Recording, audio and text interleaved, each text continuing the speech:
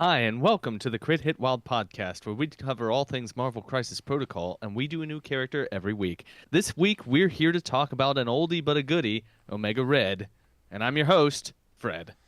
I'm Brandon. I'm Brad. Hey guys, hey Brandon, hey Brad, and hello Brandon. How are you doing today? Good. I'm good. I'm not doing this anymore. Yeah. uh, Brandon, it's been a little bit. I'm gonna ask you later on about your opinions on Mephisto and the Wrecking Crew, but before we get to that, let's talk about a couple things coming up. Let's talk about upcoming tournaments. Coming up on November the 23rd, there's going to be a tournament at Fabricators Forge in Pittsburgh that is run by Bryce, and it will be an affiliation tournament. So if you are interested in doing that and playing a fully affiliated roster, head on down to Fabricators Forge on November 23rd. I like the idea of doing an affiliation battle. I like the idea of it. It's fun. It sounds. I think we've done it once, but I did not do well. Uh, I did. Then, coming up later on the 30th of November at Recess Games in North Olmsted, Ohio, there is a tournament. That is Steven's home store. So head on that way and hang out with Steven. Go see him and tell him we say hi. Uh, then, coming up in December, on the 21st of December, there's going to be a tournament at Lost Legion Games and Comics. That's the South Charleston store that we all call home, and that will be run by Brad. I don't think there's anything. Is there anything different? Is it a normal tournament? It's a normal tournament. Just That, a normal tournament, that's but what it'll be the fun. that's what the people asked for. Right. Okay. And then later on in January, on the 18th, there is going to be a BECC qualifier at Lost Legion Games and Comics. So everyone come on out to that one, please. We need as many people as we can. Okay. And December or January? The 18th of January is when the Okay. BECC is. All right. I only Uh, freaked out for a second. It's fun. All right. Well, that's it for upcoming games and comics.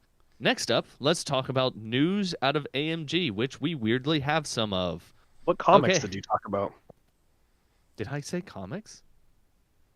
Whoops. That's all for news and comics. Instead of upcoming turn. Oh, whatever. We have news coming out of AMG, Brad. What did we talk about? What did we hear about? They introduced a brand new format that they're Oh really yeah. excited for people to try called timelines. Uh, I like started reading the article and I was like, they have another new format.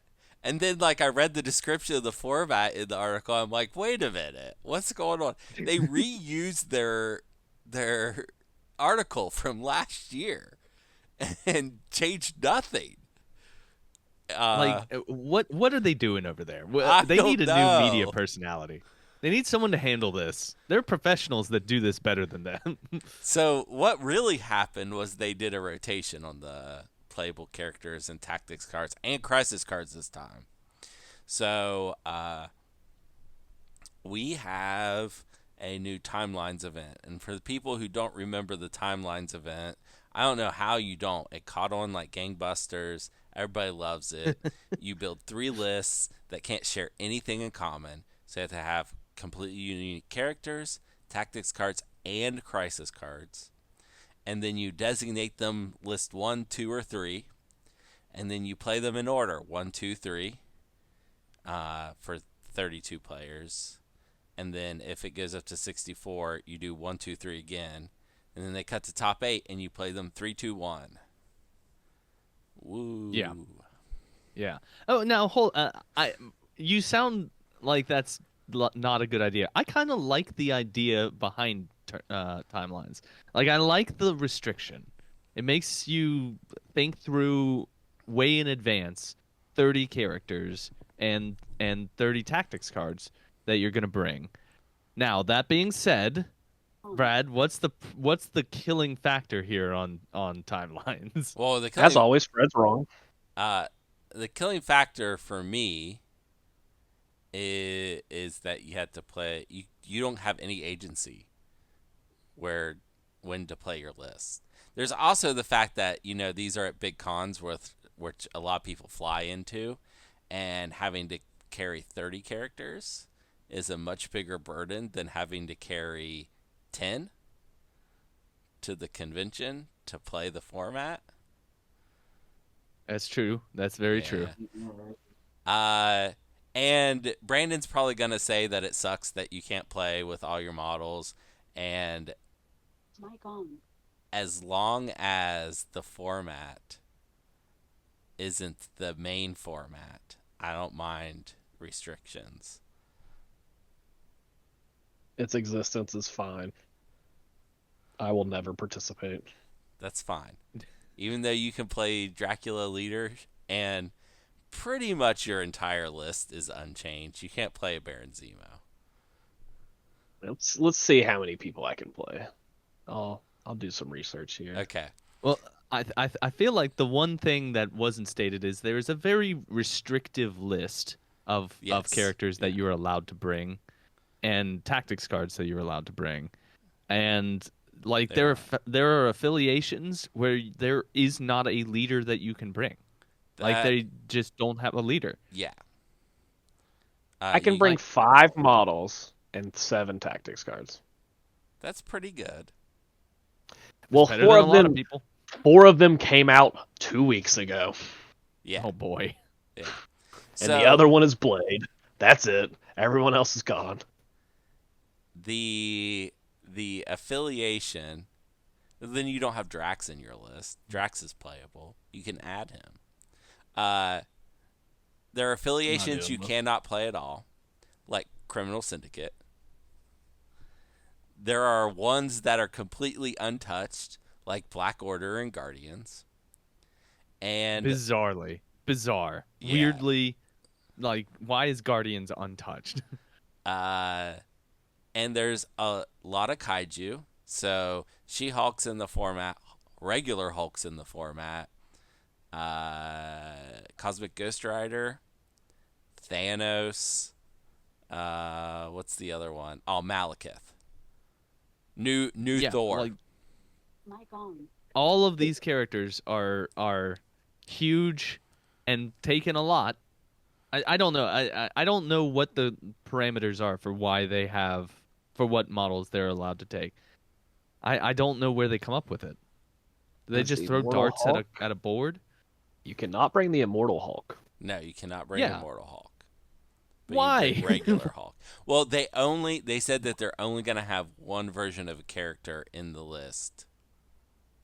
So like you will never have 2 Bruce Banners. So for example, Right, okay. the only Tony Stark you can play is Hulkbuster. How many Captain Americas can you play? 0. I guess Steve Roger Captain America. There's 0 Steve Rogers in the format. The only Avengers leader that you can play is Hulkbuster. Like I don't know what they're doing. Like The only did they? the only shield layer leader you can play is Namor. A pretty good shield leader, let's be frank. But like, why the first version of this did not catch on well at all? Like, did it ever happen? Was there ever a timelines event that happened? I'm sure there is. I'm sure there was. There was not a 32, which is what they said the minimum was, person event that happened. So it didn't ever happen. No, it didn't No one actually played it. ever happen. The premier place that they were going to run it themselves and it was going to happen was at Depticon, and somebody the other day said that they only got to 24 people. Oh my god. Okay, so I'm fully convinced that this entire timelines thing is one dude who is pirating their account and doing a big troll on everybody. Like this isn't actually real. Fred, you want to hear a really funny affiliation? You can play Inhumans. What's that? Okay. You can Black Bolt's not playable. So What? So how do you play Inhumans? Maximus the Mad is marked as a leader who's not out yet. Oh, okay, okay, And okay, King Black Bolt, who is a new model in that same box, not marked as a leader. okay. It's sort of like Thor, where there's another version and Yeah, they're not but a leader, but they're King, a badass No, version. it's the Doctor Strange situation where they got them wrong. yeah, King Black Bolt, Yeah, not a leader. yeah. Just like Sorcerer Supreme should be the leader of the Defenders and not the regular Doctor Strange, but they just Right, do weird things sometimes. Whatever. They do. right. There's uh Apocalypse is playable, missing a couple horsemen. The most important one being Psylocke, but also you can't play Iceman. You can play Honey Badger in this format. Can't play X-23. Yeah, did you say you can't play X-23? Cannot play X-23. Yeah. What? Okay. So, like, why bring Honey Badger? Right. Uh huh. Can't play Toad. Toad's not in the format. Are there how many twos are in the format? I don't know. You've already said two that aren't, and I don't know. There may be some, but boy, this is like some silly stuff that they're coming It out. is. And We did learn some stuff though. what's that? Avalanche, Exodus, Lady Mastermind. Was there another one on that list? They're all Brotherhood. Okay, okay. Is that surprising to you? I No, thought that was like a given. no, that was a given. Yeah. Who else showed up in this list? Oh, we know Yondu and Nova do not have a leadership on their card Interesting. because they're listed under Guardians and they don't have the little star. Okay. We know now that another big surprise. Maximus, Gorgon, King Black Bolt, and Karnak are all Inhumans. Oh, Surprise. okay. All right. They're they're in a new Inhumans box. Like Uh-huh. Elsa Bloodstone, Defender, Man Thing, Defender. Not Midnight Suns, or that in They're addition to Midnight Suns. in addition to Midnight Suns. They're Okay. also Okay. both Midnight Suns, and Elsa Bloodstone is a leader. It's on her card because she is Yep. listed with the star. Uh, Okay. Gladiator is not affiliated with any affiliations that you can play in the format. Does that mean that he is unaffiliated, period, or does that mean that Probably. Okay. So Weird. there is a card. Let me scroll down and make sure I get the name of this card right. Called Praetor of the Imperial Guard. The Praetor of the Imperial Guard is the leader of the Imperial Guard. So Okay. and that is usually Gladiator. So Okay. that might be a leadership card like Dracula's or Mephisto's or Emma Frost's. One that he can include. Yeah, that he recruits Okay. people Okay. into the Imperial Guard, and then they play under his leadership. Okay. That would make sense. Yeah, there's some tactics cards mixed in here that we've never heard of. Veterans of the Annihilation War could be a leadership card for Nova. I But have no idea. I have no clue what that is. yeah, so that it's definitely something with Nova. Veterans of the Annihilation War. It could be what's that card called? For an assignment. It could be for an assignment like the Oh yeah, where he can do all sorts of crazy stuff with the Guardians of the Galaxy. and there's two secures you're not allowed to play. Sword and Spider People. Spider infected. No, Spider Portals. Sorry, Spider. Spider portals. Okay. Okay. Yeah, you can't play Sword or Spider Portals. And I'm assuming that's actually a big assumption. That might not be true. I was gonna say I think that the new tactics card, the new crisis cards that come with Gladiator would probably be added to this list. But Gladiator's on here, and those tactics card or those crisis cards aren't. So Yeah. maybe not. Okay. Maybe not. Who knows? Who knows what's going on? Because didn't the list change like a week after it was released the last time? Like they They made adjustments to it. they make adjustments when new models come out that would be in the timelines. That makes sense to be in the Okay. timeline. So like we could before Adepticon get a Steve Rogers that they want to put in this list. It would be a fourth Steve If Rogers. we get a fourth Steve Rogers, I'm pissed. Yeah, me too. I mean, we've got so many of them. We have so many Steve Rogers, and we're never going to get a second version of a mutant, I don't think. You're probably correct. I We don't. have two. We have three fucking Logans. What do you mean? I I mean like a mutant, not like Like the two Marvel's, Sabretooths not we have? Marvel's Batman. Okay, Sabretooth. Okay, well, Sabretooth's a much better pick. We're also getting a second Jean Grey. We're never going to get a second Cyclops, and it makes me mad. There we go. I see that Brandon could not keep away from the food.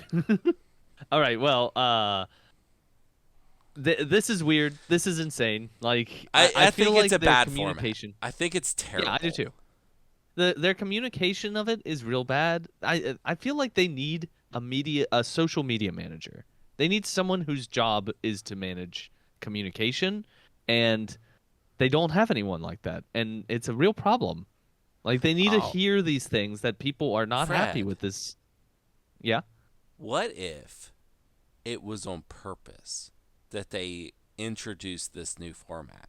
What if they're hoping that they've got enough new players that didn't hear about it that they would accidentally sign up for this, not knowing it was a bad format? I mean, sure, sure. I think the fact that the previous time they did this format, I don't think it ever got played, is very telling. And my guess is that this will never get played. No, probably not. Because, like, Yeah. there's so many kaiju, and there's nothing to deal with the kaiju. Like, there's Yeah. no What web happens if you're warriors, there's no criminal syndicate, there's no one that, there's no storm. The Asgard is weird. You could probably play scenario Asgard, but it would be weird. You can't play new Loki, only old Loki. the bad Loki? Yeah, but you can play I good. feel like You there can was a play good way to Thor. do this. There was a way to do this, and they could have done it well. And that's just having like rotations, like yearly rotations of like new characters and old characters. And I feel like they just messed it all up, and it's just That's really bad. that's what it is. It's a yearly rotation of characters. I Was know, it but a like, year no, no, ago no. that this came out? Yeah, That the it original was 1 year timelines came out? ago. 1 year Yeah. ago. Mm-hmm. What I meant though was more of a like you rotate the first year characters out when all Oh, this year's characters come out. Yeah, I see what you're saying. Like they age with the Yeah. concept of the timelines. Yeah. maybe. Okay. Yeah, that's a good idea. They It would fucked it make up more if sense that's than what's the whatever the plan. hell they did with this. Yeah, yeah. It's a cluster. Yeah. It Oh well. it's so bad. Like I hate it, and every time I look at it, I find more things to hate.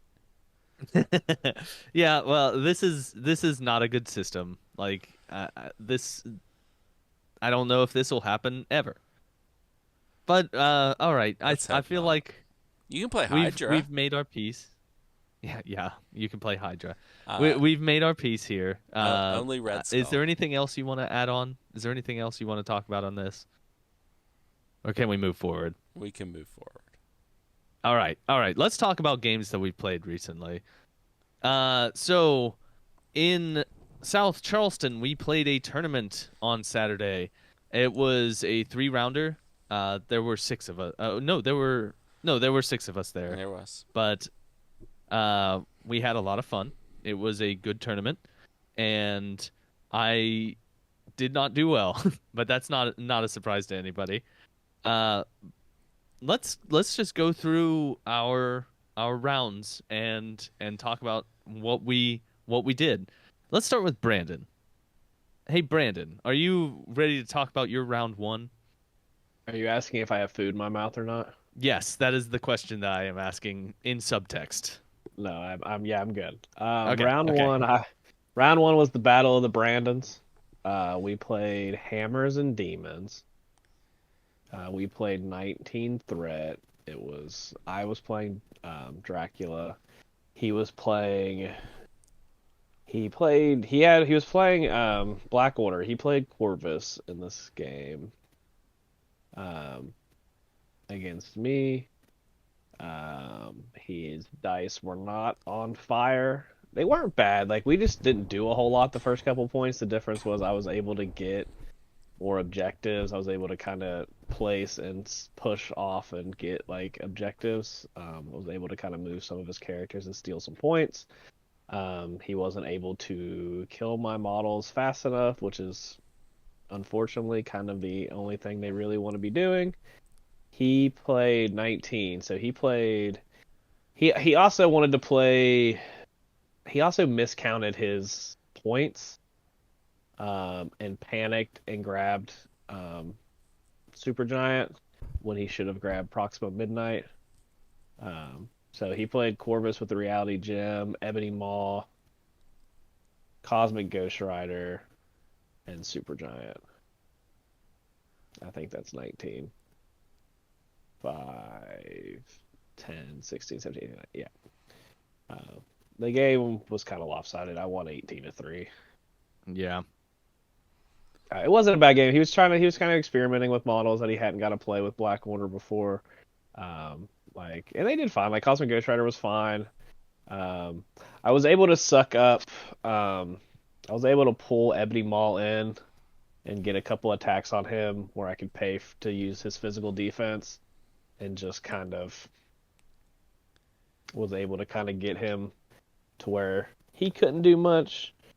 Uh, so it was just kind of a little bit lopsided on that one. I played. Oh God, I forgot what I played. What did I play? At 19, I played Dracula. I played Iron Fist because I was expecting him to have Thanos, so I did bring Iron Fist, anticipating trying to activate Thanos because that is how that should work. You should be trying to activate Thanos as much as possible. If you can do that, you're in a decent spot. Um, I Blade Venom, Dracula Blade Venom, Iron Fist. What am I missing? 4, 8, 13, 16, and 3. Oh, Black Cat. Yeah, the plan was to activate Thanos and try to stagger Corvus Glaive the entire game. I had a Okay. plan. I had a plan. The plan Yep. worked. Yeah. Yeah. I mean, I have a very similar plan in my games. Though good game. It sounds like it went very much in your favor. Yeah, it went And well. Like I said, mostly he was playing model. Like he was not playing the most optimal list. He knew that. I love playing with Brandon. It's always a good time. So I do too. he also had not played against Dracula before, so there were some learning curves during the game. Right.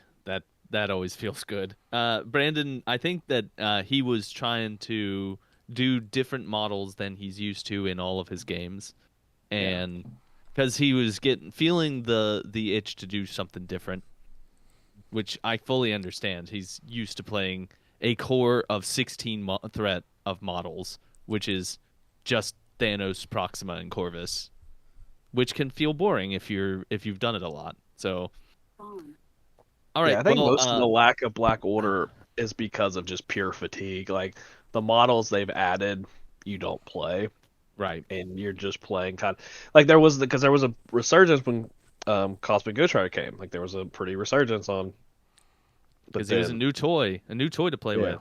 and he was good, and then they nerfed him, and then now it's like, all right, well, do we really want to do this? And you're so dependent on dice. Yep. All right, Brad. Do you want to talk about your round one?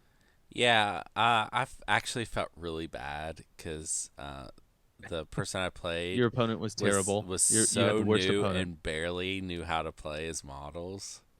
It Uh, was terrible. He was terrible at the game. I played Fred, Uh-huh. and I actually was it turn two that I was like, "There's no way I win this game." Okay, yeah. So, Yeah, we played at Struggle for the Cube and Intrusions we did 19 uh points. at 19 threat. This is my first tournament that I've ever been to where I'm playing Web Warriors. So my core at Web Warriors is Miles Morales. It is Black Cat. In this case it's Miles Morales, Black Cat, and Spectacular Spider-Man. I then also had Scarlet Spider and Namor with the Time Stone to make my 19 threat. I had Apocalypse. I took Psylocke and Magic because those seem like good ones against Web Warriors. Blob and Pyro. You had Pyro. Pyro. That's right. This Yeah, is the first time I I've ever remember that. played Pyro in Apocalypse.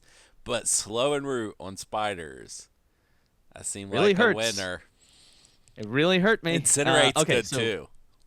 yeah, it is. So this game was it was swingy. I did not mean that as a pun. Um, I at one point scored I think 7 points to Brad's one in one He sure round, did. and it put me at 13 victory points to Brad's something like 7. Yep. And I was like, okay, I just need to do okay after this, and I'm gonna win this game. But during the cleanup phase of that round, my entire team dazed, or No. a good number of my Two, team two dazed. people dazed, and Miles died. Miles KO'd from a cube. It was a devastating loss, but I mean, it is what it is, and I from that point forward, I could not get my feet back underneath me. Brad was ahead on attrition by a big margin, and the next turn, I think he scored. I think did you win? Did you get? No. Uh, okay, I you I got I way scored ahead. 7. Okay, so that put you at 14 to my 13 because I scored 0, Yeah. and then I scored. I think I must have scored one more You point scored at some 1 point. and I scored 7 again. Yeah, so you went to 21 to my 14. That last So round there were 3 cubes that ended up on 1, 2, 3 different models or 4. oh yeah, Like 3 yeah, or 4 different models held those 3 cubes in that last turn. because Apocalypse grabbed them from Scarlet Spider, and then I did something to make. Oh, Namor made Apocalypse drop them Drop using them. his yeah, and then Namor ran off, and then Namor got KO'd, and then someone from your team grabbed them Pyro. again. Yep, Pyro got them. and I think that's where they ended. Yeah. Anyway, this was a great game. Uh, I feel like I played very well, but I also feel like I just got way behind on attrition. I'm getting the hang of the Web Warriors. I'm enjoying playing them. It's just sometimes you're just gonna lose on attrition. I need to get better at hiding my people, at making them unattackable. That's and okay. Here's the biggest takeaway. I hate intrusions. Web Warriors hates intrusions. My biggest takeaway from this entire tournament is I still have to pick when I win priority. I have to pick secures. I cannot let my opponent pick No. secures because You need to everyone else's secures. Fred. You need to look at your opponent's secures and their extracts and make an educated decision based on what they have. But know that a lot of times that will be your secures. My mic died. Sorry. Yeah. oftentimes it's going to be my secures. You're right. I can't just blanketly say I always pick my No. secures, but I definitely need to think a lot more about it than just saying we're playing my extracts because you have a bad extract for me. Yeah. I yeah. Okay. All right. Well, that was round one. We got to get through these real quicker. All right, round two. This is what the Brandon, what people are was here for, Fred. Brandon, what was your round two like?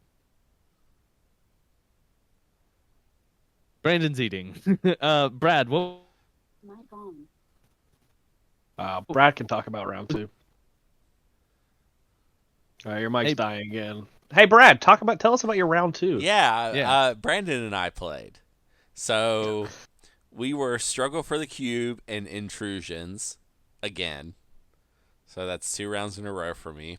We played 17 Threat this time. And I played Apocalypse was the only model that was the same.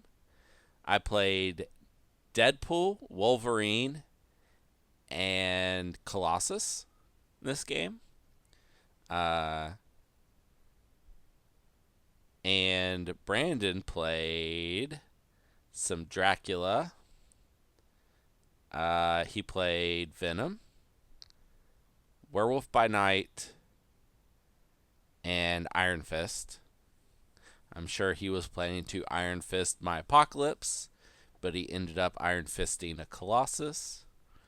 Not because I did the bodyguard, just because that was the target he had. Wolverine took out. So I made an attack into Werewolf by Night.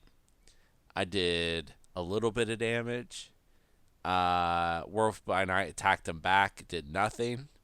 And then Wolverine dazed Werewolf by Night. That was the beginning of turn 2 and took his extract. And then the next turn, when Werewolf by Night flipped over, one-shotted Wolverine. And then Wolverine got one-shotted again later to die. And so that was the only attacks Wolverine made all game. And that was a synapse of all the damage that I dealt the entire game. That's not accurate because you did daze Deadpool, who has 4 health on his front side. Yeah, So he did kinda 4 counts. additional. Yeah. Yeah. After that, that's probably all the damage Brandon did. I kept running away from Dracula, and it was intrusion, so he could teleport and like do some stuff anyway. Apocalypse was all over the board using the intrusions, doing lots of work. There was Colossus made no attacks this entire game because the only person he could ever attack was Iron Fist, and I wasn't about to give him more power. So I just kept using the Pestilence abilities to put conditions on Iron Fist. He had a ton of them. He also had a cube, so after it would have been turn 3. Yeah, turn 3. Iron Fist had taken 3 damage finally and had used his Iron Fist on Colossus already. So at that point, I finally dazed him and took his cube from him. But I let some damage be put on him before I even started swinging into him. And Apocalypse killed Venom on. Was it turn 2? Because no, it was turn. You killed him on the first activation at 3. okay, Because I I dazed moved him up and turn made 2. yeah. So that was, but I mean, when you can pick their weakest defense, Apocalypse does better. He hates playing like the Asgardians and stuff that don't have a weakness. Score ended up 22-13. It was really close, like we were within a point of each other until the last turn. So it was a good game. It never felt that close. I I definitely had the attrition advantage, which is why my score went up on the last round. And that's how those matchups are going to go for the most part. Like, Yeah. Yeah, last time we played this exact yeah, matchup, Brandon did that to me. So, yeah, it was the exact opposite. Yeah, yeah. it's one of those things where it's going to kind of flip back and forth, or you're just going to kind of win. Someone's going to win the game like 17-16. Yeah. Or I guess it's just going to be kind of weird like that. So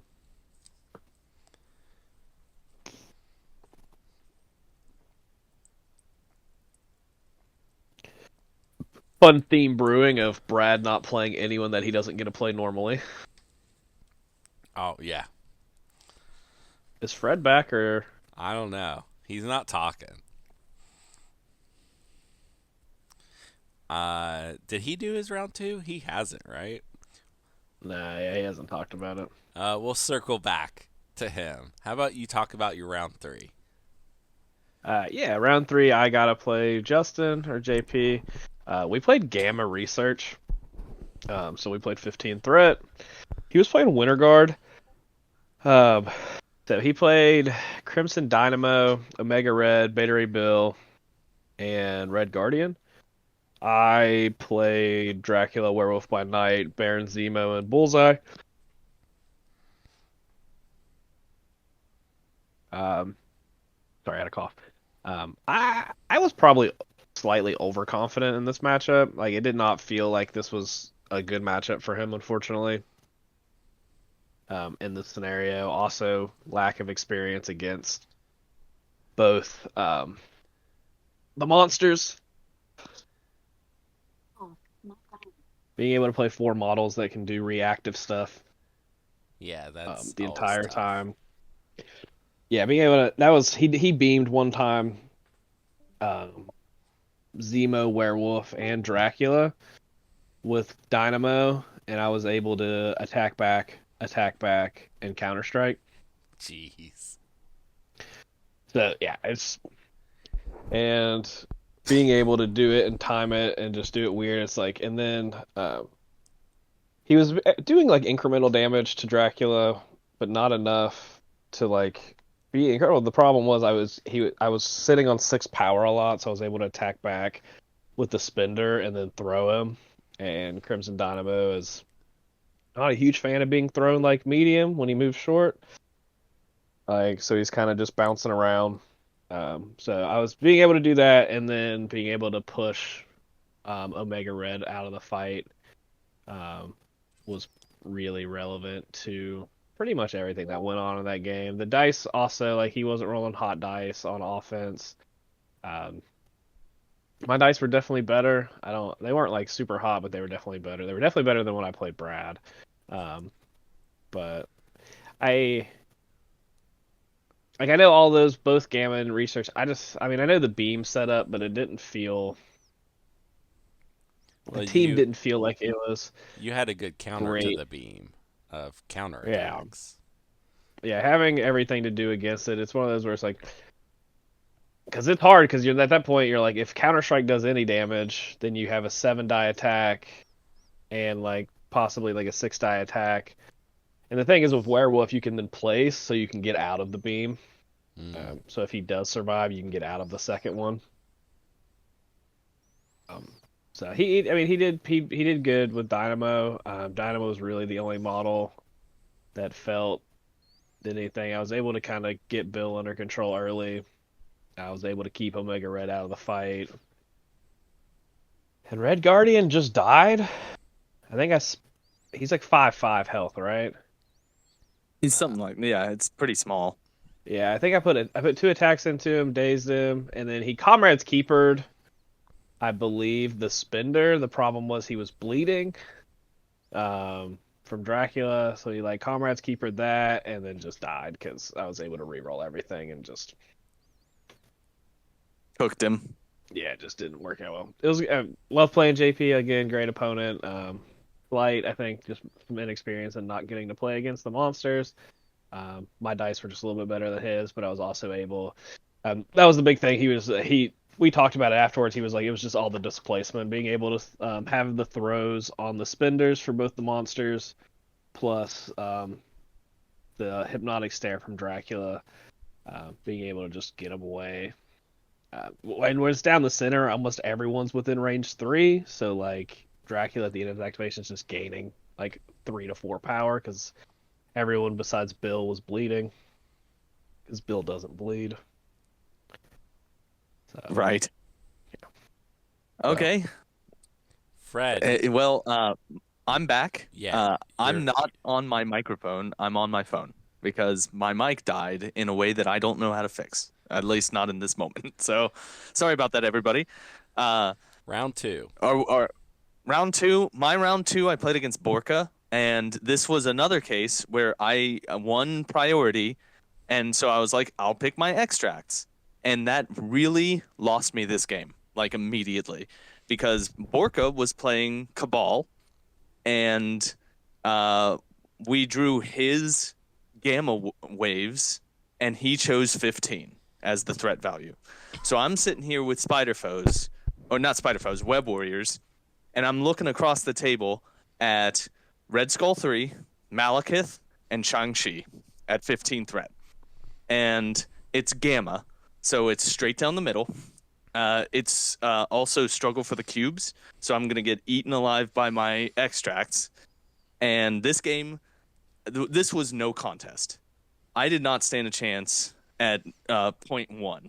So I lost this game in round 0. I put up as good of a fight as I could, but I just could not keep up with the attrition. I should have picked my... Do you know what I really want? I want to lose priority round 1. That's my best case scenario. That way I get to pick the threat value, and I don't know. I just need to think more about the secures when I'm picking whether we do secures or extracts. Okay. As that someone was who my has round. only ever played like control teams and like scenario teams, you always want your secures. It's very, very rare. Unless their secures are almost exactly the same. As far as extracts are concerned, there's only 3 in the entire game that are less than 4. Well, there's one Wow. big one that I'm really trying to avoid, and that is Research Station. This is the thing with research, you just play extracts. You just try to win off extracts. You don't try to compete for that 2 No, but point Research Station extract. is an extract. No, so yeah, you win off secures. So you want your secure. So if you have a wide secure, you don't have to be anywhere near that 2 point extract. If they're focused on the extract of 2 points, if you can win 4 to 5 of the points on the secure, you're gonna win that game. Yeah, that's trickier said than done when you're playing the Web Warriors. All right, let's. That was round 2. Are you guys in round 3 now? Is that Brandon where you said are? his round 3, but before we go on round 3, I just want to mention that JP and Brandon played each other this round. Yeah, I wanted to bring and there this was up a too. very funny thing that happened because Yes. Brandon ended up having one character on the table, and he picked up the 3rd legacy virus. And then Thanos. It was Thanos. it was Thanos, okay, and we had to look up what happens because I thought and was afraid for Brandon because it was so cool that you die and and lose before you get the victory points from the legacy virus, and that is exactly how it works. So he actually lost the game to legacy virus. It was a case where, and also he would have won had he gotten those 6 points because he would have been at 16. He would have been. He would have victory. been at 18 Oh yeah, you're right. because the game ended 13-12. The problem was he only had Thanos, and JP still had Dynamo. He had a lot. Like, yeah, he had like he had 2 or 3 3 models. characters. Yeah, so like the problem was if he doesn't pick up the 3rd one, He like loses. he probably anyway. they play another round and he just loses anyway. Yeah. Yeah. So that was Okay, very funny. And then Fred, you that should is do very your funny. 3rd round first. Okay. All right. So I played against Brandon, the other Brandon, I should say. and we were playing 18 threat with Cosmic Invasion and with Montesi Formula. I brought who all did I bring? I brought my core 12, which is Miles Morales, Black Cat, Spectacular Spider-Man, and Black Cat. I had oh gosh, what's his name? Wong, and I brought Scarlet Spider, I believe. Yes, yeah, and his list. He wanted to play something different, so Brandon had the choice to pick 16 threat instead of 18, and he chose 18 because he's been trying to play different things with Black Order. And so his list was Thanos, Ebony Maw, Supergiant, and Nebula. And this game went very much in my favor. One, his dice were not good. He rolled very poorly. And my defense dice were spectacular. There was one round where Thanos punched Black Cat twice, went into Black Cat, and she left that encounter having taken a grand total of 1 damage. So that's just kind of how this game went. I pulled ahead pretty early and stayed ahead the entire game. So and also Web Warriors are a tough matchup for the Black Order. So this was definitely a game that went well for me. But I always enjoy playing against Brandon. It was a good time, and I'm looking forward to seeing him play something new, play something that he's feeling a little bit more attached to. All right, that was my round 3. Brad, what was your round 3? First of all, I'm surprised he was playing Cosmic Invasion. That doesn't seem like a good scenario for you. For him, Well, for him. I mean, He was playing Cosmic Invasion. yeah, that's what I'm Fred, saying. I was playing. No, Fred was playing Invasion. Oh, you were playing Yeah. Cosmic. He was playing Montesi. Yeah. That makes way more sense, actually. Yes. Looking at Fred's list, I have so many questions about what he took. Like, I have so many questions about his crisis. Like, it's not even funny. Well, yeah. So I played. It was my Cosmic Invasion, and makes way more it sense. was very good for me. I'll say this. It was pretty nice to play on a D scenario because I had the ability to move around them, and he didn't really. He was like stuck in the middle with a lot of his guys, and it didn't really affect like that. The effect only happens when you roll a crit or a wild, and so it didn't happen most of the time. And even And when if it did happen, it just powers me up. yeah, it just powers gives me you power. up, and you have so much mobility anyway. I think that's a great scenario Right. for you. Yeah, it's a good scenario for me. That's not the one I question in his list, for the record. He doesn't have scoundrels, and I feel like that's wrong. And he doesn't have mutant extremists, which is just. I'm not going to judge Fred. He's doing fine. He's learning. Hey, I'm figuring this out as I go. All right, I have to learn these things. He did lose his games where he got cubes, so probably not. That is true. It should be mutant. He's probably playing extremists over cubes, and probably scoundrels over Infinity Formula. Okay. Okay. Infinity Formula's a good one though. All right, It is a good one. My third round was the finals. Borka and I were both 2-0. We ended up Montesi Formula, Infinity Formula. I believe his was Infinity Formula. It didn't matter. Both of these scenarios were in both of our lists. I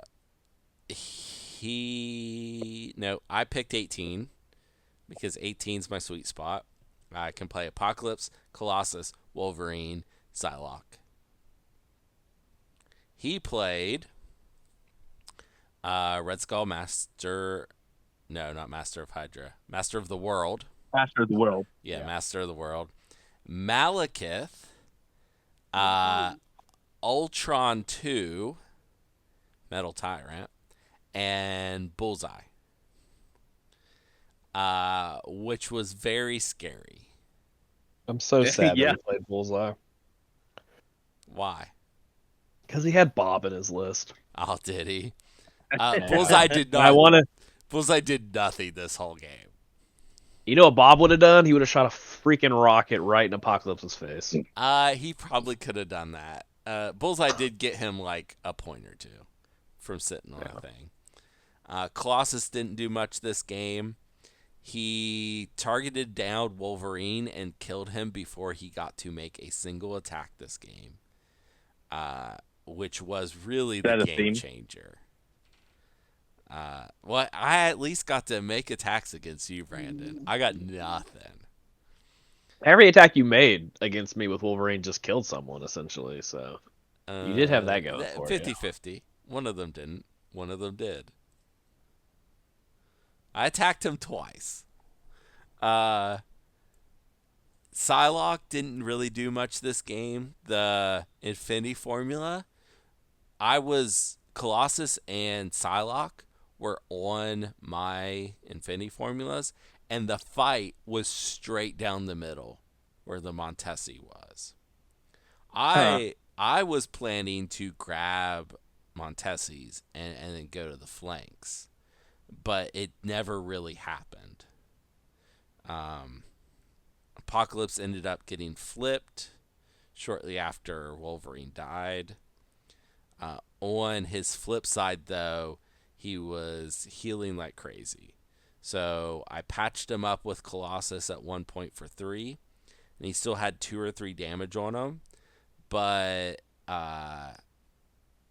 Malekith, it had to have been 2.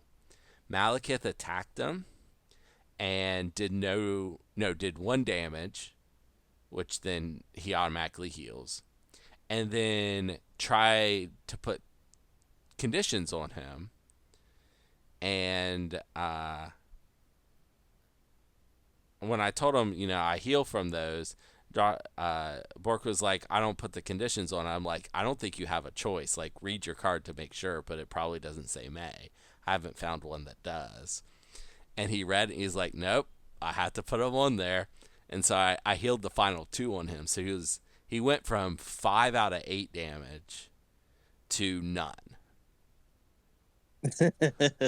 And after that, Borka started making sure he had to spend power for them, but he started making attacks that didn't put out conditions, and ended up almost dazing Apocalypse again. I ran away with him, and then the next turn, moved him onto a point and tried to take out Malekith, but I hadn't touched Malekith all game, so I kept trying to attack Red Skull with Apocalypse early in the game. I don't think I put any damage on him. This was a very lopsided game. Like, Borka was very much in control, and the fact that it ended 18-16 in his favor is a miracle. Like, the fact that I got 16 points is crazy. We did play all 6 turns, too. So, Oh my goodness. yeah, it was a slog. But, like, being able to stay in that game, like, really shows the survivability of Apocalypse's team that I didn't initially see there. And it's something I've been trying to lean more into recently. I stopped playing Iceman. Not that I played him much before anyway. I'm taking these tough models like Blobs, Colossus, Psylocke. Wolverine's not that tough, but he's such a killing machine if he can get off attacks. That I've kind of tried leaning that direction and outlasting my opponents. And the games I won yesterday were because I outlasted my opponents. Yeah. So You're playing attrition. but with a twist of surviving more than output. Like Right. You they you have you output. endure. Yeah.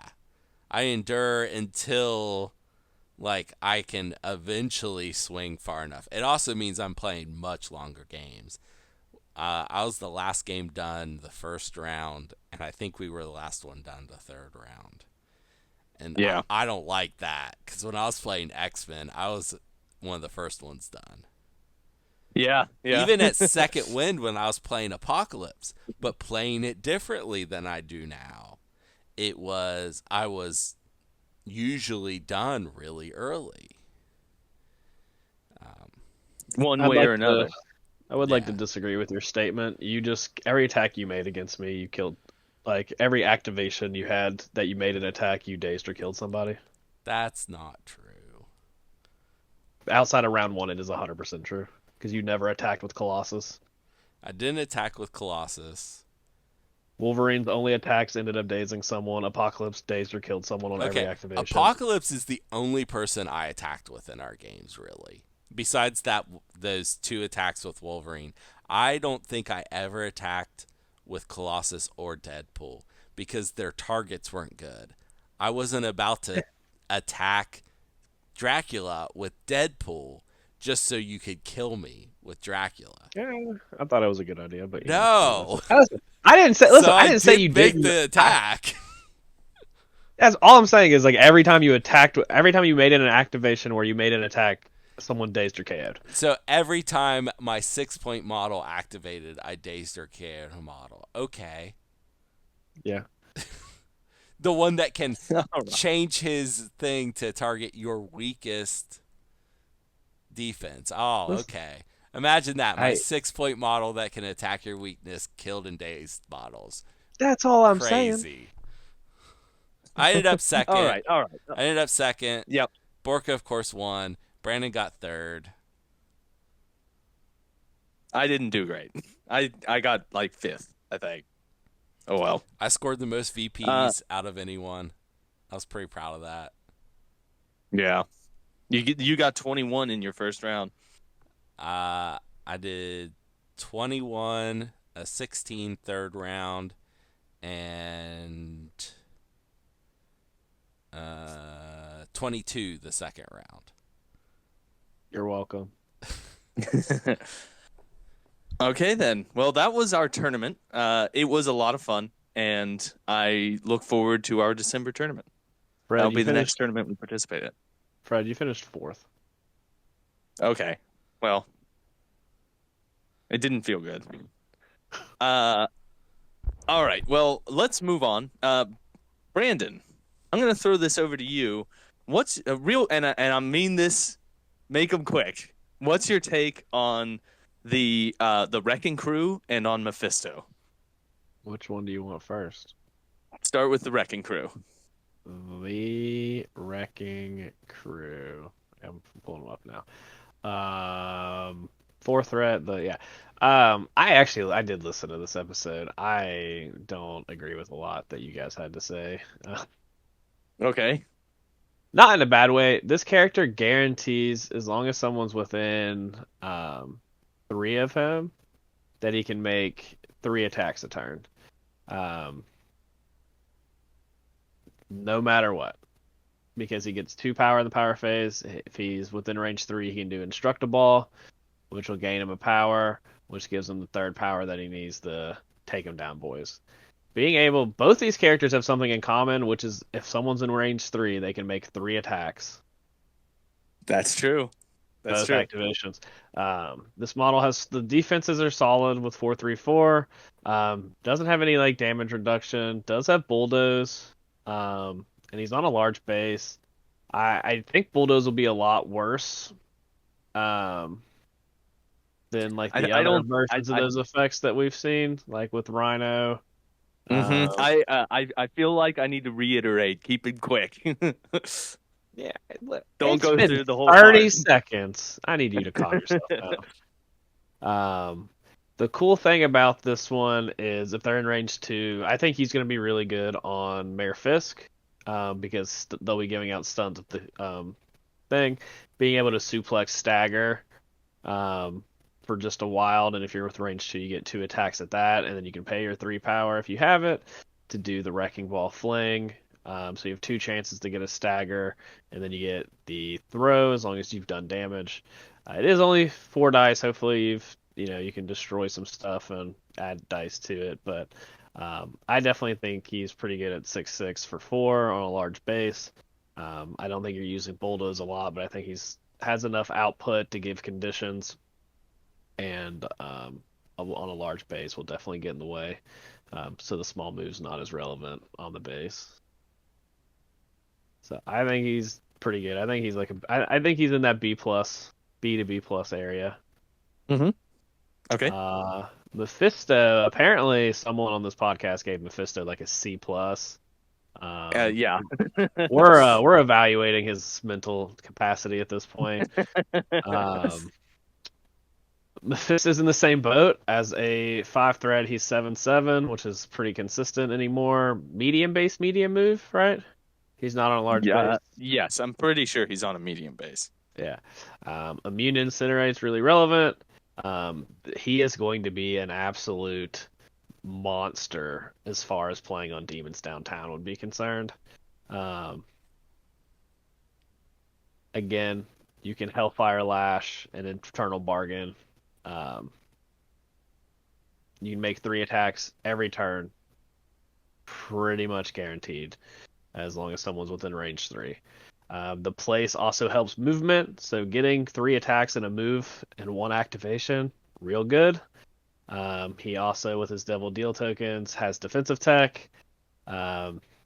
Yeah, I think this model is really, really good. I think he's going to be a model that, with his leadership, might take a little bit to figure out, kind of like Hellfire Club, but I think his leadership's probably, because of his model, is going to be up there. Cautious A- to an A is where I would probably land on this model, because I do think this model is really good. Okay. All right. Well, we shall see. You are probably correct, and I am probably incorrect. But yeah, I need you to know, when I found out you gave him like a C plus, I reread the card. I was like, well, what did I miss? Is there something bad on this card? Because he also has 3, like he has his own affiliation, but he's also in Cabal and Criminal Syndicate, so he has 2 other good affiliations besides his that you can like flash in. This happened the last time there was a character like this. Whenever there's like those extra tokens, I hate it. I hate those extra tokens. Yeah, your opinion on Sunspot was also just wrong, but that's... All right. Well, I do understand. You, I do. I'm just kidding. Sunspot, I think, is still up in the air. I don't know if he's really having any kind of real showcase. But the Devil's Deal tokens, I do understand that. The fact that those tokens give him extra power, and he begins with 1, so he's going to get 2 power in the power phase. Pretty good. All right. Thank you, Brandon. Brad, do you have any trivia for us today? I sure do, Fred. This is the hardest trivia yet. I don't know if that's true. Okay. This is how the trivia works. So I tell Fred a piece of comics trivia about an MCP character, but that trivia is not about MCP, a game he knows a moderate amount about. It's about the comics, which he knows almost nothing about. He tries to answer who the character is. If he gets it right, he gets 3 points. If he gets it wrong, I give him a hint. If he gets it right after the hint, he gets 2 points. If he still gets it wrong, then Brandon can help him out for 1 additional point.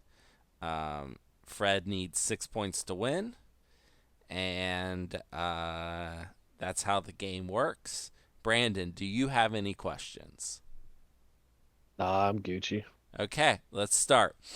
This character once hacked time to manifest into people throughout time to kill Professor X before he formed the X-Men, which would change history.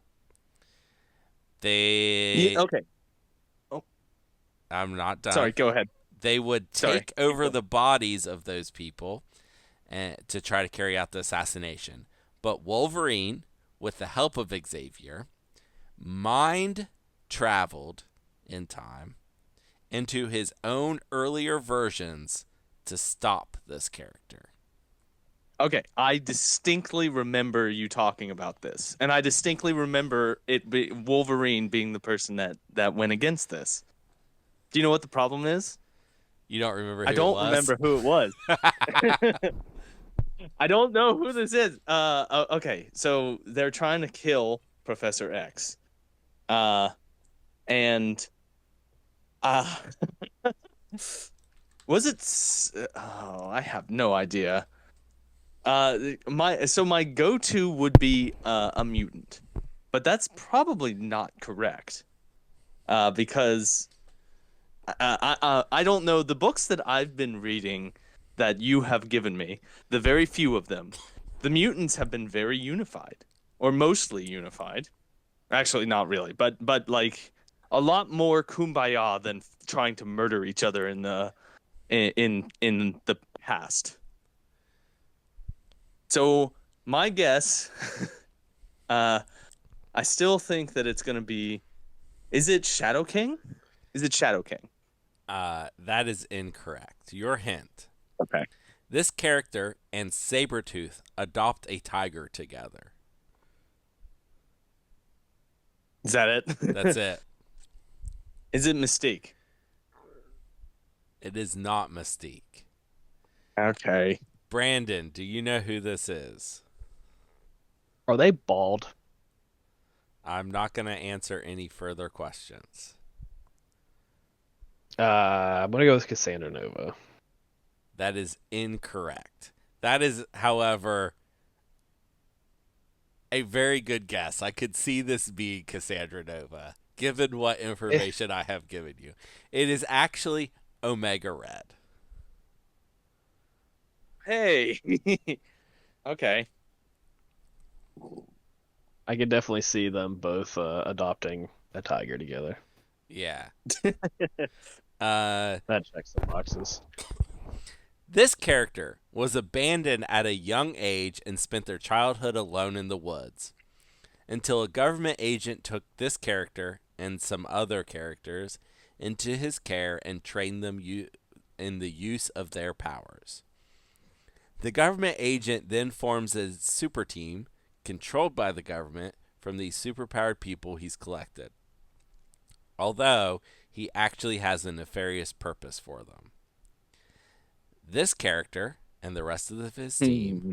quickly find out that their government and their handler are actually corrupt and strike out on their own. Oh my God. Again, this is another case where it sounds familiar. It sounds familiar, but I don't know who it is. I Uh, have one more thing written here before the hint. The government in this story is not Canada. oh. Okay. Yeah, so because my go-to would have been Logan. Uh, That is very accurate without that last sentence that could have been Logan. right. It's not That's Logan. who I was going. Okay. Well, is it X-23? It is not X-23. Your hint. Okay. This character has gone to jail several times. One time, he was offered a complete pardon for joining the government's news super team. He accepts and is tasked with hunting down his former government assets that are in the country doing some crimes, terrorism, maybe. It's hard to tell what's going on from this character's perspective. And he doesn't trust what his government says. Luckily, they all figure it out, and it's the government doing bad again in the end. Is this Taskmaster? This is not Taskmaster. Oh, dang it. I thought he was like raised by wolves or something. Okay, whatever. What? I don't know. All I right, don't. what's the third? I don't think so. All right, Brandon, do you know Brandon, who who is this is? I can you repeat the first hint? My mic went out. My headphones went out on This that one. So I didn't hear character, you. this character was abandoned at a young age and spent their childhood alone in the woods until a government agent took this character and some other characters into his care and trained them to use their powers. The government agent then forms a team controlled by the government, but the superpowered people from these superpowered people he's collected, although he actually has a nefarious purpose for them. This character and the rest of his team quickly find out their government and their handler are actually corrupt and strike out on their own. The government in this story is not Canada. Is this person blue? I'm not going to answer follow-up He questions. keeps doing this. He keeps asking additional questions. I feel like they're fair. I'm gonna go with Nightcrawler because I also feel like I've heard this before. That is incorrect. I obviously am wrong.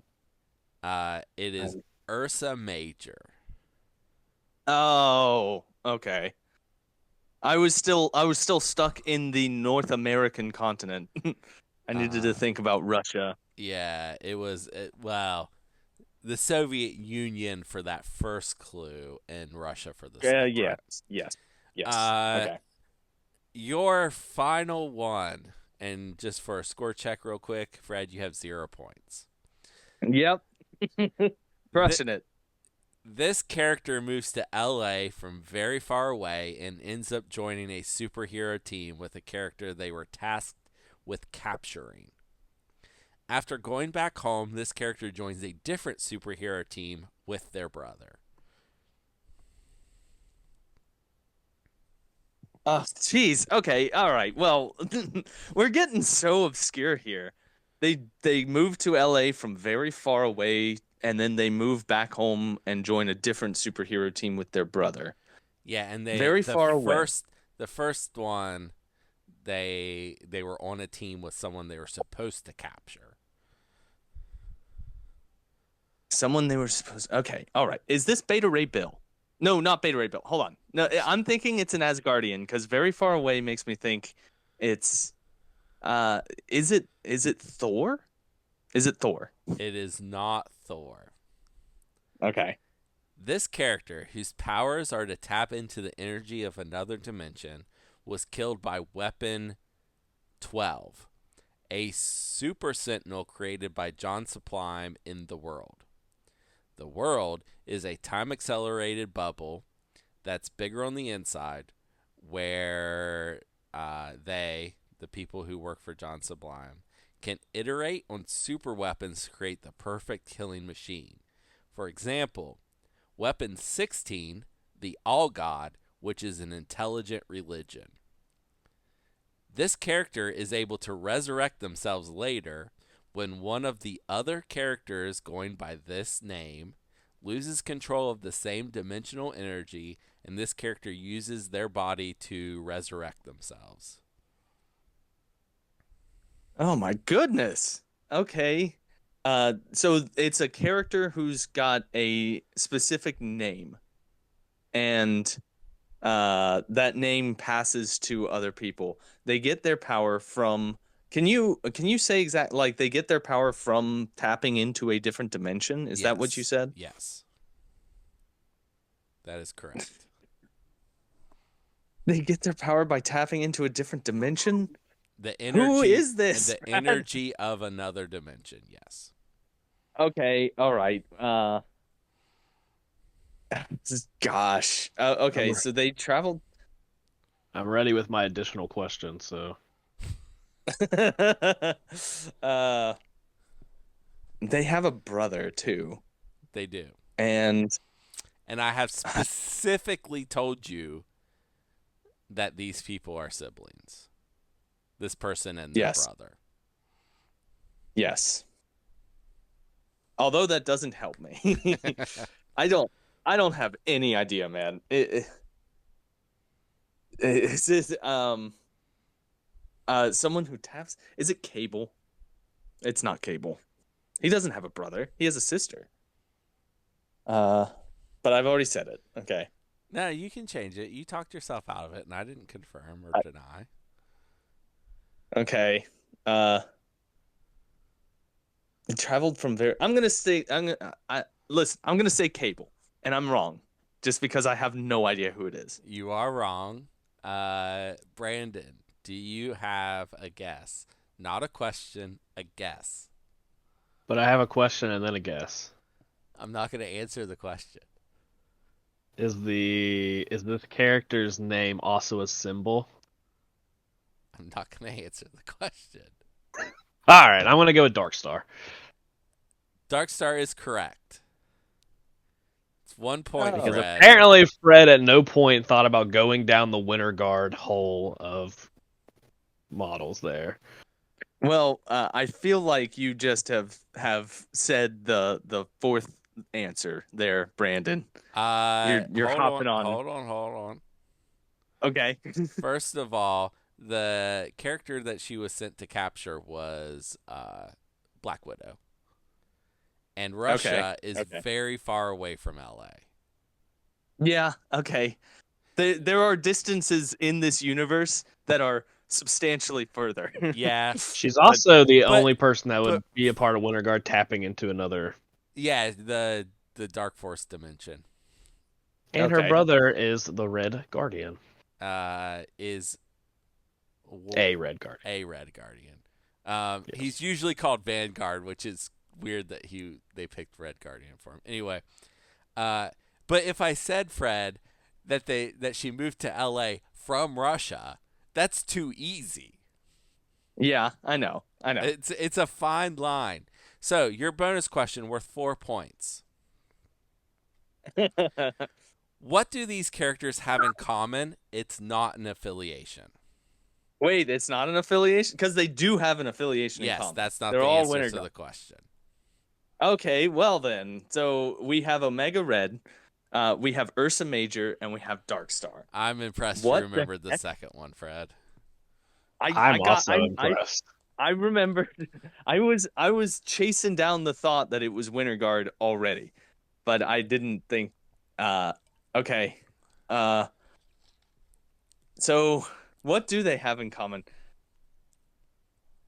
I'm sorry. I haven't looked at Darkstar in a long time, so I'm in the process of trying to read her while also not leaving a lot of dead air on this podcast.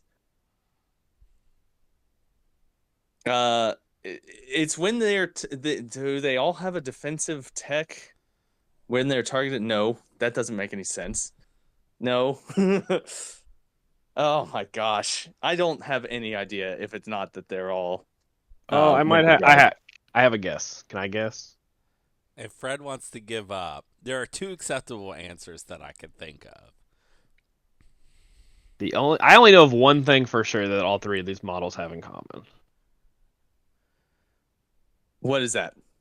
That they all have a 4 Mystic defense. Is that true? Yeah. That is not the answers I was looking for. So, the answers I was looking for is they are all mutants, or I would have also accepted they are all Russian. They all actually have the exact God. same defenses that are 3-3-4. And I really thought that was a softball, Fred. Well, it's maybe too much of a softball. I didn't know that. Well, okay, whatever. You knew that they were didn't know Russian. that- No, I did know they were Russian, but I didn't know that was an acceptable answer. Okay, That's fair. all I right, also well, did not. I would have said that just to be an asshole, but I would have taken. I'm they actually are really Russian. I was surprised. looking for they are mutants, but I would have taken they are Russian. I think I'm just more surprised that they all have the same defenses. Yeah, that is I didn't actually know the that. thing that they have in common. That is the more interesting thing.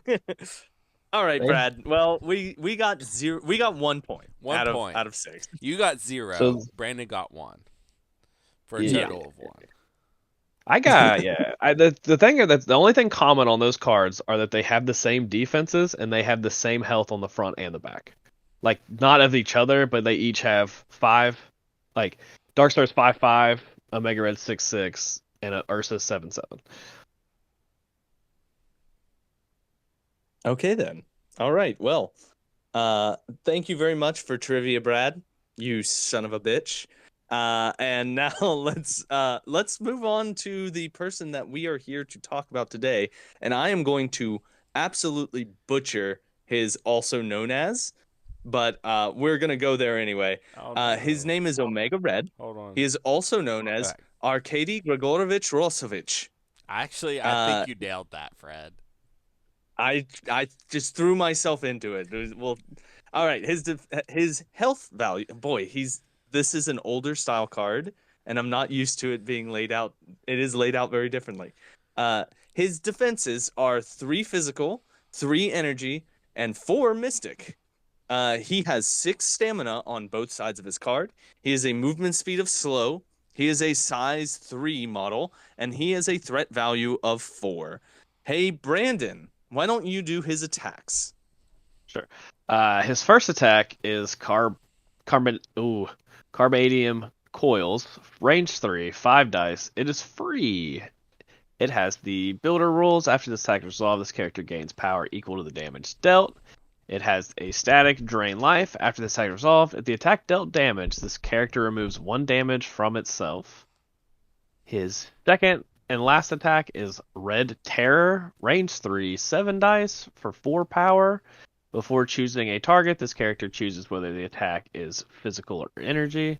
With a wild, it has Absorb Essence. Change one of the defending character's crit, wild, or shield results to a skull. This character gains 1 power for each die changed in this way. All right, Brad, why don't you do the rest of his card? First of all, those attacks were physical, and thanks for giving him the attacks this time and me the rest of the card, Fred. Hey, you're the one who always complains that I say you for the attacks first. Yeah, I've normally never done they're attacks. I was confused. I haven't done the attacks before. normally they're longer. His first not attack, his first superpower is active. It costs 2. This character and an enemy characters within range 2 of it with the poison special condition suffer 2 damage in the order of your choosing. The power can be used only once per turn. Active ensnare. It also costs 2. Push an enemy character within range 4 in this character's line of sight towards this character medium. A character can only be pushed by the superpower once per turn. An innate carbonadium armor. When this character would suffer damage from any effect, reduce the amount suffered by 1 to a minimum of 1. Innate death spores. Enemy characters that end their activation within range 2 of this character gain the poison special condition. Additionally, at the end of this character's activation, enemy characters within range 2 of it gain this poison special condition. And he has immunity poison. Okay, all right. So, this character is like better than I remember him being. He's a character who I feel like I've been sleeping on. All right, there is one tactics card that's associated with him, and it is called Carbonadium Synthesizer, and it is an unaffiliated active tactics card. Omega Red may play this card. Period. Just anytime you're active, he can do this. Remove all special conditions from this character. It removes 1 damage and gains 1 power for each special condition removed in this way. An awesome card. An awesome card. Maybe it's a very effective card. Let me rephrase that. If you're playing a card heavy roster, it might not make the 5, but I think that if you're playing Omega Red, you're probably going to try and bring this card at least. This card has only gotten better in time. It has. Yeah, Like, it was not being played at the time, but it's a good card. this is a good card. There's Like I a used to play Omega Red, and I always considered this card, but it was never super relevant. Like this card's very relevant now. there's He a can do it there's an when you're on other people's turns. He can do it whenever, like if as long as you're the active player, he can do it. And it costs him nothing. That's just awesome. there's an Cost 0. there's an X-Men card that does this. Only it can be any uncanny X-Men. That's better. But like having played that card a bunch now, it's really good. A big thing that you can do with this card is if he is staggered, you can play this card and then activate him, and he is not staggered. Yep. Oh, the Uncanny X-Men card, it doesn't heal you either. Like, that's a strict upgrade, but you can only play it on Omega Red. This card's great. Yeah, this card's real good. Okay, so what do you guys think about him himself? About his character, the stuff that's on his character card. Like Brandon, what are your thoughts just looking at this guy? I think Brad should go first. I love this character, and I'm gonna want to probably talk about him more than I should. So I think Brad should go first, so he has something to talk about. All right, Brad. Why don't you go ahead? I appreciate that, Brandon.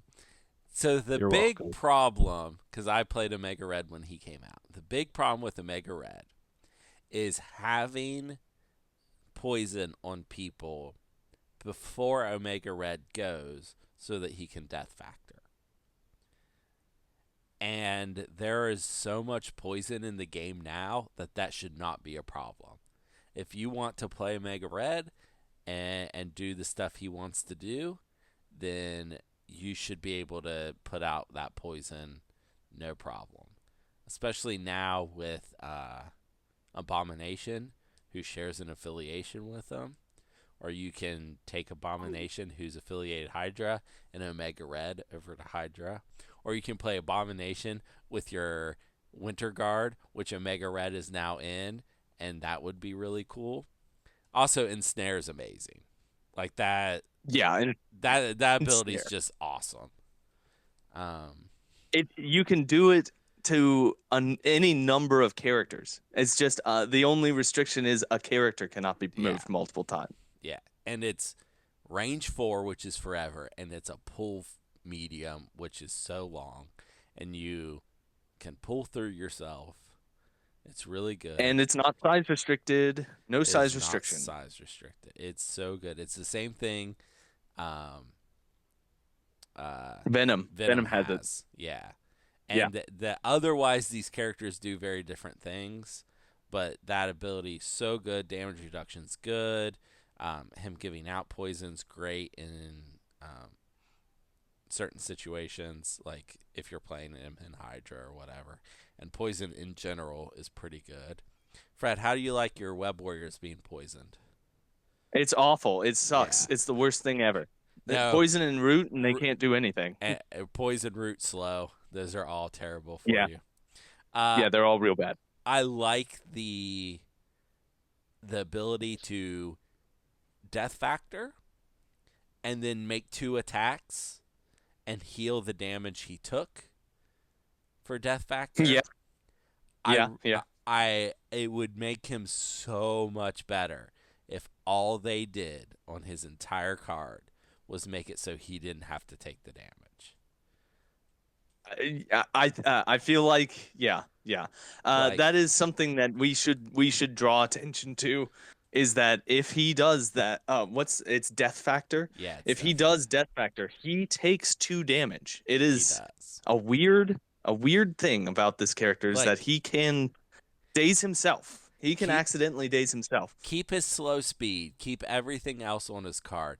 Take that one thing off. I bet I go up a letter grade on him. Okay. Yeah. It does let you do it in any order you choose. So Yeah. you will at least do the damage to them before you daze yourself. Yeah, But but it would be better if he just couldn't daze himself. right. Imagine that. Right. All right, I've said my fill. Brandon, go for it. All right. A couple key things. So this actually came up in our game, the where he damages himself with JP. He kept reading it. I was like, I promise that he does the damage to himself. Like I've played this model a bunch. Like he does. It is unfortunate. He does it to himself. He does not reduce that damage. It is not an enemy effect. So he does take 2 pretty much no matter what in that ability. The key thing is it's all enemy characters within 2 with special conditions. You don't choose one. So if there are multiple characters within 2, you're going to do that 2 damage to multiple characters. It's the same thing as the radiation zone on a abomination, is it does it to each enemy character. His doesn't hurt him, which he has a point more. It costs 1 more power. I do think if they removed that him taking damage, it would have to cost at least 3. I do think that is a change that would, if they took that off, I think it would have to be 3 power. I don't think that would be a problem in any way, shape, or form. And Snare is such a great ability. Playing Venom again, like that ability is so nice. Um, there's not many characters that have it. It's definitely an old ability that they have not brought back. But it is absolutely great. I think the biggest thing on him is his attack suite. He does not do a ton of damage. Um, like if you can, like I said, if you can deal damage and like heal yourself on his thing, his spinder's not great. His spender has aged poorly with new spenders, especially on fort threats. Like if this came out today, that spender would cost 2 power. Um, Yeah, yeah, you're like correct. it has aged. That is the thing that is probably the glaring thing that is holding him back, and you can tell he's an older model. Is the spender. Like that spender, his spender's not good. I've done it a bunch. It doesn't feel good. You're better off just spending your power trying to ensnare everybody and death factoring and hurting yourself. Like it's just better to do that. Um, but he gives out a ton of poison by himself, especially if you're playing up the gut. If you can keep him locked in, giving people ending within two. If you can do 2 to 3 characters of Death Factor and you deal yourself 2 damage, but you can then give out, 4 to 6 damage, it's gonna feel really, really good. Oh Um, yeah. yeah. The only thing is like you can tell this is an older model. You can tell this was built early. The 3-3-4 defense, the spender, are the two like glaring things on this model that are like that. If this model was made today, he would probably be 4-3-4, and he would probably have a completely different spender. If not a third attack, that's just a better attack than what they have on this card. But overall, he's still good. He's only gotten better. Baron Strucker Hydra has only gotten better with Abomination. This model fits in perfectly right beside Abomination. Um, they both can just give out a ton of poison, and then they can both just hurt everyone with the poison. You can ensnare. That's the thing too. If you can get them back to back with Omega Red and Abomination, you can ensnare the characters in, and then you can Death Factor, and then if you can get Abomination's Radiation Zone, if you can get 4 damage across 2 activations, just free damage on 1 to 2 characters before 2 5 dice and 2 7 dice attacks. Um, you're in a really good spot with those two models. I think they're going to fit really well together. So Yeah, I like Omega Red a lot. I think he's really good. He has not aged super well because he doesn't need a big tweak because his kit is really good. And I don't want, if they did change him, I wouldn't want a ton of changes. I want a better, he needs a better spender. And if Death Factor didn't hurt him and cost 1 more power, I think that would be sufficient. yeah. I really like what he brings to the table. I think that you're correct about everything you've said. I want to draw attention to the fact that he reduces damage to a minimum of 1. Like any character that does a damage reduction, that always feels great. And he's if he had 4 physical defense, he'd be. I think that would change him a lot too. Like if he were 4-3-4, he'd be a lot better than he is now. Uh, yeah, I'm a fan. I think that he also synergizes great with Abomination. Like Abomination being in the meta means this guy is going to see a lot more play. I I feel like he gets I am very out. excited to play these two models together. Yeah, yeah. I feel like he kind of gets outshined a lot, or he did up until Abomination comes out, by other 4 threats. But I think that he's going to see more play once Abomination hits the table. Okay. Is there anything else you guys want to talk about this guy, or do you guys want to do letter grades? I'm ready to give him a letter grade. Yeah, All right, I Brad. love that this model has aged well. Like because I think if we get another when we get the next like character adjustment, I think this is one of those mod. I think he's in that thing that could very easily just get tweaked. They are like doing things that are like noticeably affecting him with like Abomination. His cards just got a lot better. He got put into a new affiliation. Like if like they've noticed this character, and I'm hopeful that he gets just a little tweak and like pushes him back into play because he's an awesome sculpt. Um, I don't want to say an awesome character because he's kind of like a terrible thing or a terrible human. Uh, but he's a cool sculpt and a cool looking character, and it would be cool to see him back play because he used to see a good amount of play before. It'd be nice to see him back in the limelight. Yeah. Well, I'm gonna talking about all the stuff that is on this card. I'm going to give him a straight B. I think this model sees play. I think that I like him enough that I'm gonna give him a B. Uh, Brad, what are your thoughts here on Omega Red? B. And I just want to say that not taking a damage and going up a letter grade would only go to an A minus, but it would go up a letter grade. Okay, all right. Brandon, what are your thoughts here? What's your letter grade? I don't like agreeing with you both, but I'm also at a B. Um, I do think, kind of to Brad's point, if it was 3 power, didn't hurt him, and he got a new spender, I think he's a solid A. Like he's got a really good kit. And the Yep. small move is not as relevant as it used to be.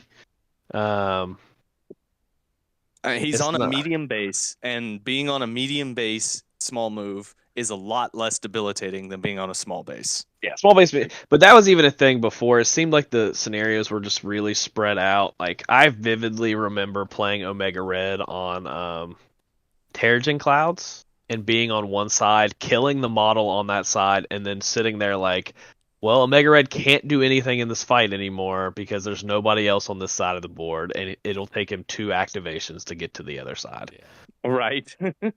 So like there were some debilitating like scenarios. I don't really think those exist anymore. Um, like it is unfortunate with the D's, but he can get from a D to any of the like D's. Like he can get from 1 to 1 in one activation, and still pull someone off a point when he gets there. So it's pretty relevant. I don't think there's any more debilitating situations. And we live in a meta with a lot of big characters and a lot of big models. Free damage, really nice. Like I said, he's just right on that cusp. Yeah. Yep. All right. Well, that was our take on Omega Red. Brad, do you have any comic books that feature this gentleman? I do. Let's get those up. Okay, so I have 3 for you today. The first one is X-Men 1991, 4 through 7, and this is Jim Lee. Jim Lee is credited as writer and artist with additional writers on each of the issues, but they're like different most of the time. So it was really just a Jim Lee joint. It's a blast for Wolverine's past as the Soviet super soldier Omega Red is out and looking for the carbonadium synthesizer to keep the Hey, that's a card. it is to keep the special metal in his body, carbonadium, from killing him. Fred, I know how much you love all of the special metals in the Marvel universe. Yeah. So Yeah. I All wanted to the make fake metal. sure that we covered the fact that the coils and maybe some of his bone structure is covered by carbonadium. Mm-hmm. Yeah. Him, carbonadium, adamantium, vibranium. What was the one you were talking about the other day? Mysterium. Yeah. Mysterium, that's All the these new fake one. metals. I think that's all I have to say about that. This is, I mean, if you're listening to this and you know anything about comics, you probably know that Jim Lee is a big deal, and this was the series that made him famous. The art's really good. The story's pretty good too. Jim Lee's a good storyteller. It's good stuff. All right. Next is Weapon X from 2017, 17 through 27. Fred Van Lente, and there's a couple different artists. I think there were 3 artists throughout this run. So Sabretooth is now in charge of the Weapon X Force team. So this is a team that has like Old Man Logan, Psylocke's on this team. I think Domino's on this team at some point. Warpath is on the team at one point but has left by now. Sabretooth. There's definitely people I'm missing. But he's going to run things a little different.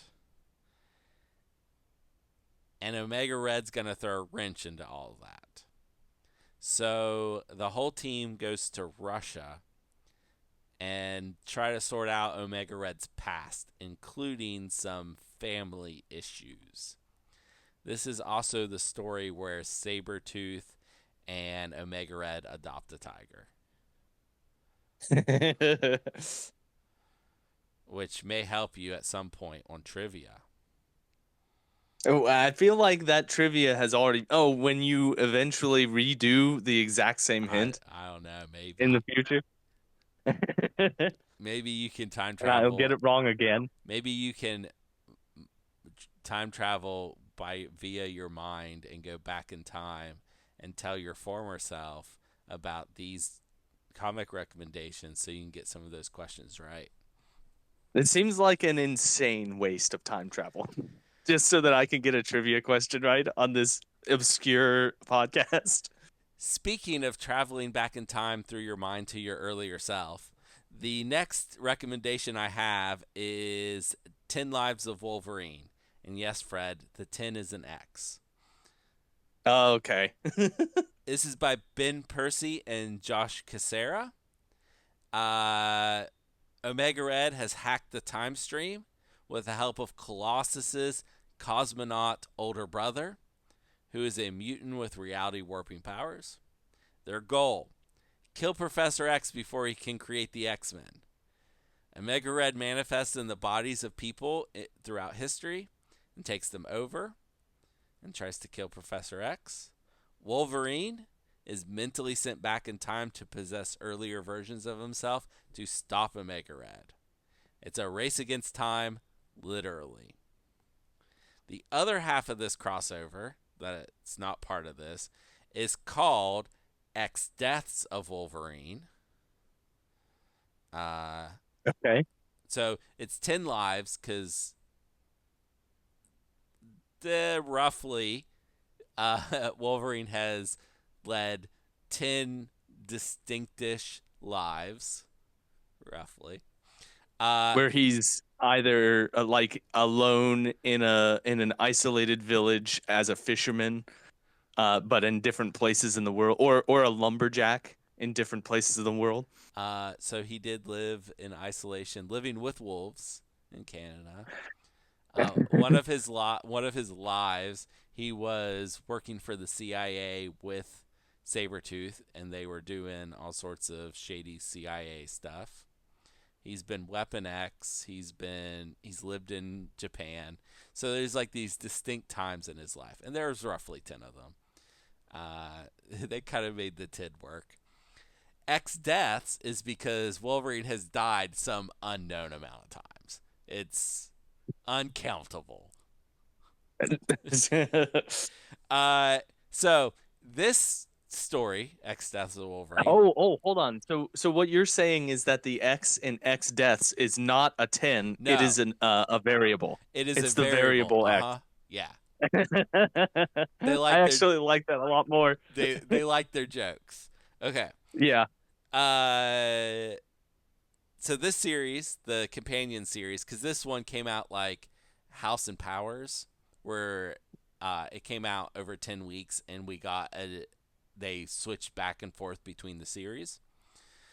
The other series is about a technologically compromised version of Wolverine from the future that has come back to destroy Krakoa. So in the future that he is from, we learn in a different comic uh, that you've read, I think, Fred. I think this was Yeah. in Inferno. We find out that there is a future timeline where the mutants win and wipe out the AIs, and the AIs send back this Wolverine filled with technology. He's like a robot Wolverine, kind of, but it's the real Wolverine, to kill Krakoa. And they have to try to stop him, and he's pretty unstoppable. And that's it. How very Terminator. It How is extremely it Terminator. is very Terminator, very Terminator. And then that's it. That didn't have anything to do with the Mega Red, the bit at the end, but Yeah, we went far afield there. yeah. All right. Well, thank you, Brad. Hey, Brandon, what affiliation do you think Omega Red would really fit in that is not one of his innate affiliations? Wolfgang von Strucker. Yeah. That's the correct. I mean, answer. that's the low-hanging fruit right there. This is it. Because I'm reading his affiliation. I want to read his leadership, and I have a question for Brad. So it says, once per turn, after an attack made by an allied character is resolved, if the attack dealt damage, the allied character may use this leadership ability. Choose one special condition the allied character has. If the defending enemy character does not have the chosen special condition, it gains it, and the allied attacking character loses that special condition. That's the part that's relevant. Additionally, once per turn, when an enemy character gains special condition, the allied character that caused the effect may remove damage from itself. The first part, if you attack back with stagger, you could technically remove and give stagger. Yeah. What? That's- Now hold on. I thought that if you activate with stagger, your No, first no, Said no. attack back. Attacking back. Attack back. Yeah. Oh, okay. So you could give them stagger on their turn in between their first and okay. Second question: if you give it to them after they've already made one activation, does their second? Because stagger is your next action has to be to No. shake stagger. It's the stagger says the first action of your activation. So if you give someone, this was recently answered on the rules forum because it was important for Nightcrawler's card, the one that he can teleport a bunch of people, but he gains stagger. If you gain stagger in the middle of your activation, it doesn't apply until your next activation. Okay. Interesting. Okay. Either way, though, you can give someone stagger and remove it for free, effectively. If You're thinking of Strucker with Dracula, aren't you? Don't worry about what I'm doing. It could also be some of his other favorite characters, like Werewolf by Night or Venom, but it's probably Dracula. Yeah. There are not many characters who attack back, unfortunately. Because it's a powerful effect, as you've shown over recent weeks. Tomato. All right. We're approaching the end of this episode, which means the only thing that's left is my non sequitur recommendation. I have been on a kick where I've been watching a lot of 90s thrillers. So Wait, 90s Fred, thrillers. are you not gonna pick a movie by the actor that played Omega Red? No, the actor who played Omega Red was Mickey Rourke, and no, I'm not. That was Whiplash. That's an wait, Iron is that Man not- villain. That's not Omega Red. Who played Omega Red? I assumed that was Omega Red, seeing as how he had two big whips that he was whipping around. No, that's a different Who- character who has two. Then big who whips. did play Mickey? Who played Omega Red? I don't know. I expected you to look up the voice actor from the 90s cartoon and then tell us your favorite thing that the voice actor was in. But you go ahead. 90s No, thrillers, no, go that's ahead. not what I'm doing. 90s thrillers, Not, go I've been ahead. watching a lot of 90s thrillers. He is a and- baby of the 90s, so These are movies that they don't really make anymore, and I miss them. There's something fun about just a smaller movie that's just about an interpersonal drama or some mild conspiracy that is against you. And I watched The Fugitive recently. Weirdly, for the first time, I had never seen The Fugitive. I just missed it. That movie rocks. It's a great movie. It stars Harrison Ford, Tommy Lee Jones, and it is fantastic. It's a great '90s thriller. And I figure Omega Red's a bad guy. He's been on the run before. He's a fugitive. He's running away, Sure. right? Yeah. So Fred, Even though I saw that movie. even though the yeah, go ahead. Go ahead. No. You finish your point. Even though Harrison Ford is not really the bad guy in that movie, he was not a villain. He was wrongfully accused of murdering his wife. Sorry, go ahead with what you were I'm really saying. glad you said that because I was gonna have to question if you'd actually seen the movie. I have not seen that movie since I was a fairly small child, and I've been meaning to rewatch it. Two things I learned about that movie that I think you'll find interesting, Fred. One, the chase scene through the parade, they did not get permission for, and they just shot it. And so that was So just, those were real people that who was just- suddenly Harrison Ford. yes, that was a real parade that they ran through and shot that. The other cool fact is when he shoots at Harrison Ford, and like the doors close just in enough time to block with the bulletproof glass. They couldn't figure out how to do that technically, so they solved it by shooting a real bullet at Harrison Ford. You have got to be kidding me. No. No, hold on. That's insane. It There's no is. way. No, that's not practical effects. They just did it for real. That is insane. Yeah. That is the most insane thing that I've ever heard. Yeah, you can't do that anymore. No, there's no way. But you would also just use CGI now. But they just had no way to do it. They're like, we can't put, because they normally put little like explosives, but it was glass. Like you would be able to see them. They're like, we can't think of a way to do this. We're going to have to shoot a real bullet at you. Well, I think that nowadays what would happen is they would just not have that scene. That scene would just be differently blocked. He shoots and just misses him or something. They It would just be all animation. they would just shoot the doors closing and add the bullet hitting the glass in post. Like they just CGI right. it.